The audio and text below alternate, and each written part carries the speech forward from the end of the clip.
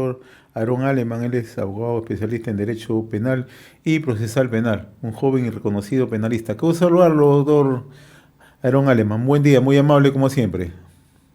Muchas gracias, José, por la invitación y a poder también agradecer y extender ese saludo a todo tu público que nos escucha el día de hoy.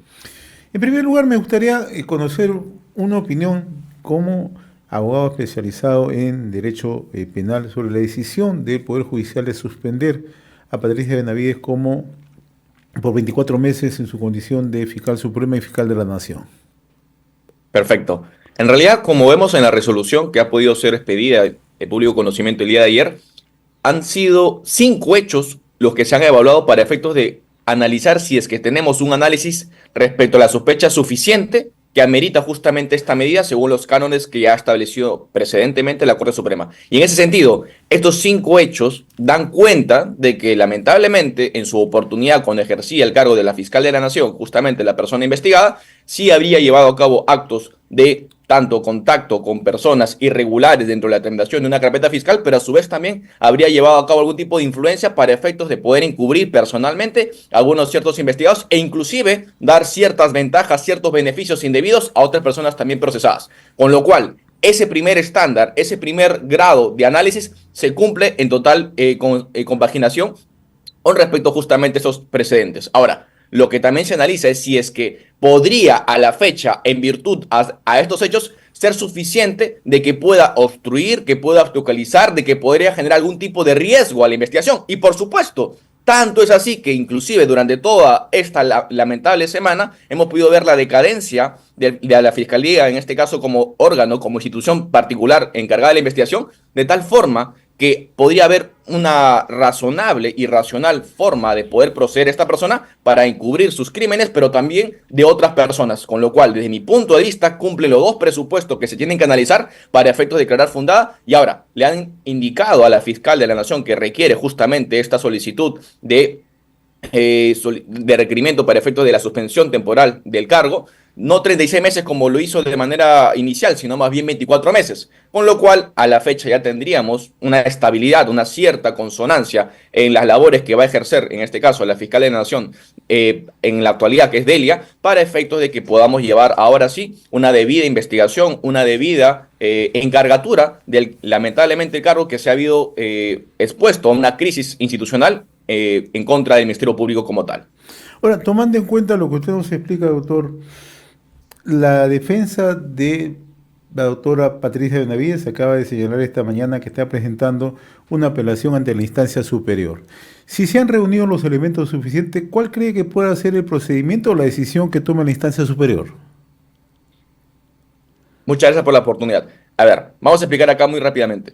Hay 2 puntos que se tienen que analizar. En principio, la apelación que van a interponer o ya se interpuso, para empezar, no va a generar una suspensión en el efecto práctico de la resolución que se va a ejecutar. Es decir, hasta que resuelva, ya sea revocando o en este caso anulando o confirmando, independientemente de lo que pueda decidir la sala superior, en este caso ya se va a venir ejecutando esa resolución. Para empezar. Lo segundo, lo que cuestiona la defensa son 2 temas puntuales. Primero de ellos es si estuvo o no realmente en el cargo, justamente esta solicitante, que sería Patricia Benavides, en el cargo de fiscal de la Nación. Y ahora, lo que todos hemos visto en esta crisis institucional en esta semana es que el Ministerio Público, lógicamente, ha sido puesto a disposición por parte de la Junta Nacional de Justicia, hay que decirlo con nombre propia, porque hay una solicitud dirigida por la Junta Nacional de Justicia, precisamente al Comando General de la Policía Nacional de Perú, para que pueda usarse la fuerza para efecto de que se pueda, lógicamente, colocar en ese cargo justamente a Patricia Benavides. Es más, esa persona inclusive también fue a las instalaciones de la Fiscalía de la Nación para efectos de poder tomar justamente ya por poder el mismo cargo en hecho de referencia aludido por la justicia,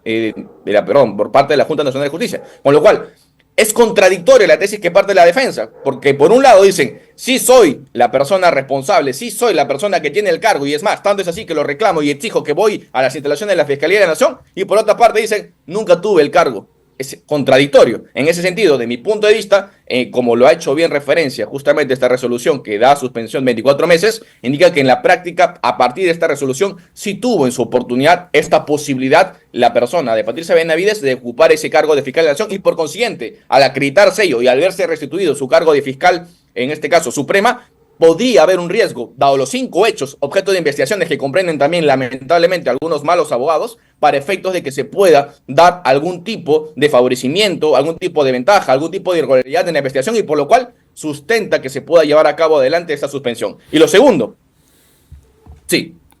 Sí, entonces, siguiendo la línea de análisis suya, ¿usted considera que es poco probable que esta apelación tenga éxito? Efectivamente, considero que más bien los argumentos que va a postular la defensa son meramente formalistas, muy tomados de los cabellos para efectos de querer tomar una posición en la cual ni siquiera ellos mismos han respetado en la práctica, porque han salido los medios de comunicaciones a afirmar de que Patricia Benavides sí es la fiscal de la nación, que sí tiene el cargo, que tiene que ser lógicamente puesto allá por parte de la decisión que ha tomado la Junta Nacional de Justicia, y finalmente luego vemos la misma persona salir de los medios de comunicaciones el día de ayer indicando que nunca tuvo este cargo, que jamás pudo ejercerlo. En consecuencia son contradictorias sus postulados y ello va a ser también analizado por parte de la Sala Superior, en la que yo considero que va a confirmar esta decisión para una tranquilidad, un alivio y también una seguridad jurídica para la institucionalidad del Ministerio Público. Estamos dialogando con el doctor Aaron Aleman, es abogado especialista en Derecho Penal y Procesal Penal, y permíteme tocarle un tema que se va a ver hoy 5 de la tarde en sala judicial, el tema del expresidente Martín Vizcarra, y que el Ministerio Público está solicitando 6 meses de prisión preventiva. ¿Existen los elementos de comisión suficiente para esta prisión preventiva contra el expresidente Martín Vizcarra? A nuestro juicio queda claro de que el primer componente que se debe analizar, que es justamente los graves y fundados elementos de convicción, sí existen. Todos hemos visto día tras día las audiencias que se han podido llevar a cabo de manera pública en Justicia TV, por ejemplo, que hay ciertos y grandes irregularidades que ha podido llevar a cabo justamente Martín Vizcarra en su cargo, en este caso como gobernador regional de Moquegua, en las que habría recibido lamentablemente monedas corruptas a cambio de beneficiarse ilícitamente. Eso sí está acreditado más allá de toda duda razonable. Ahora, el tema de si es que hay peligro de fuga o peligro de obstaculización va a ser objeto de análisis, porque con respecto a obstaculización, entiendo de que ya estamos a finalizar justamente la etapa de juicio oral, con lo cual la Fiscalía tendrá que demostrar qué acto concreto, qué acto de investigación se ha podido frustrar, se ha podido entorpecer, qué declaración testimonial o documental se ha podido pervertir por parte de algún tipo de acto que haya realizado, desplegado Martín Vizcarra. Y si es que no lo tiene, podríamos pasar al tema de peligro de fuga. Y creo que ahí va a ser el análisis central. Ahora, lamentablemente, sí tenemos que decirlo que en nuestra jurisprudencia existen resoluciones ambivalentes. Unas que son más garantistas, indicando de que la persona tiene que, lógicamente, cometer un acto concreto, un acto desplegado, cierto, objetivo, específico, que tiene que estar a cargo de la acreditación de la Fiscalía, y hay otras resoluciones que lamentablemente no exigen o no obligan ello a la Fiscalía, con lo cual vamos a tener una oportunidad en la que el juez, en este caso Alcócer, si no me recuerdo que se llama, tendrá que decidir si es que a partir de los graves elementos fundados que ya puede acreditar la Fiscalía y que lo ha podido inclusive conocer todo el mundo, todo el Perú por lo menos, existe también acompañado de ello un peligro de fuga latente a portas de que se pueda ejecutar, lógicamente, esta resolución de sentencia que podría conllevar, lógicamente, la privación de libertad de esta persona para que pueda tener frutos o éxito todo el tiempo que se ha podido tomar, tanto la investigación como también la etapa de juicio oral. Porque si no es así, estaríamos ante un caso en el cual se pueda condenar a esta persona, pero lamentablemente no se puede ejecutar y, lógicamente, eso va en contra de los estándares de lucha contra la corrupción, pero también, a su vez, contra la impunidad que podríamos tener contra esta persona. Independientemente de la decisión que pueda tomar el colegiado esta tarde, doctor Aleman, ¿existen elementos como para condenar hacia adelante a Martín Vizcarra sobre estos hechos?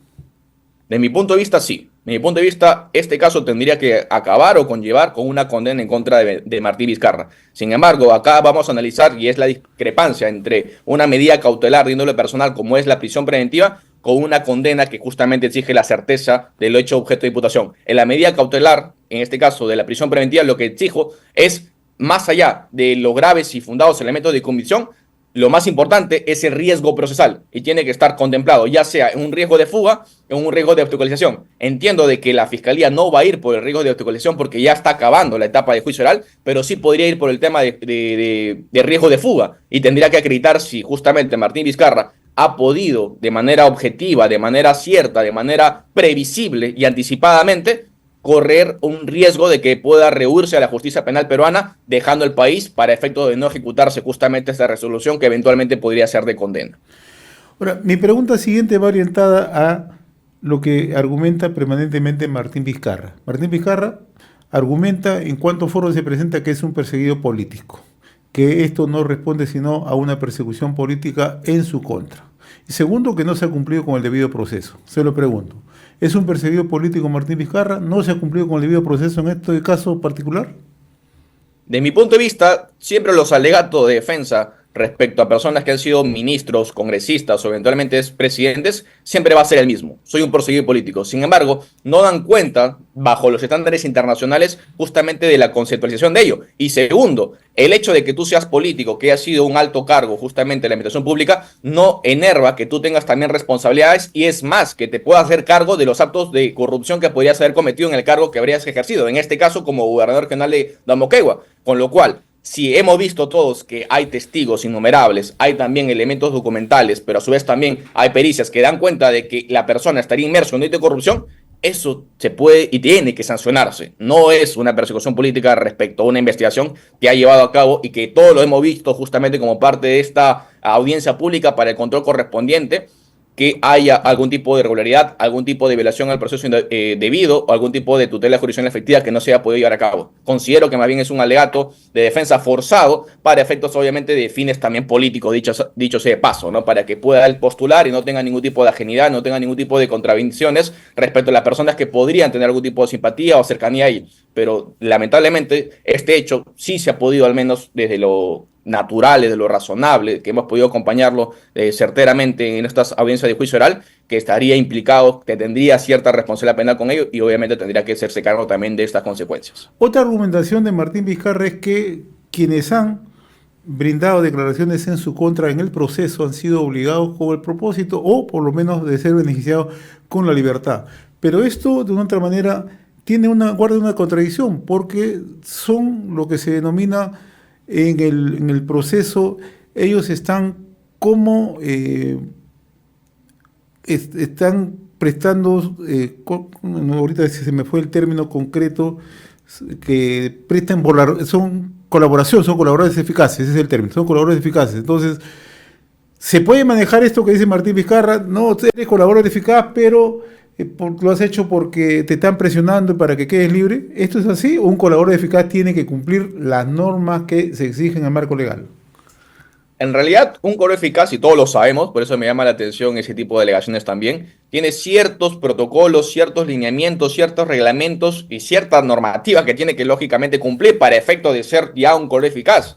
Estamos hablando de un aspirante, estamos hablando de un colaborador eficaz, lógicamente, que ha podido corroborar su versión, que ha podido tener algún tipo de aporte dirigido a la fiscalía para que su versión, que pueda ser lógicamente incriminatoria hacia ciertas personas, pueda estar contrastado, pueda estar reflejado, pueda estar corroborado periféricamente con actos concretos que haya podido soportar la fiscalía y que sobre esa base pueda involucrar, en este caso, en el crimen, a Martín Vizcarra y a las personas que puedan también estar investigadas. Con lo cual, el hecho de decir a este colaborador eficaz no hay que hacerle caso porque tiene un beneficio premial, obviamente es absurdo, es un contrasentido. Quiere decir que en todo caso no debería existir esta técnica de investigación especial, con lo cual no se combatería el crimen organizado, no se combatería el lavado de activos, no se combatería la lucha contra la corrupción, y obviamente esto es en contra de los estándares internacionales, justamente que somos parte como Estado peruano, y a su vez también las promesas que él hacía en su oportunidad como político, que indicaba que cero tolerancia contra la corrupción, con lo cual estoy obviamente en desacuerdo y son meros alegatos de defensa, pero lamentablemente, desde mi punto de vista, y reitero con ello,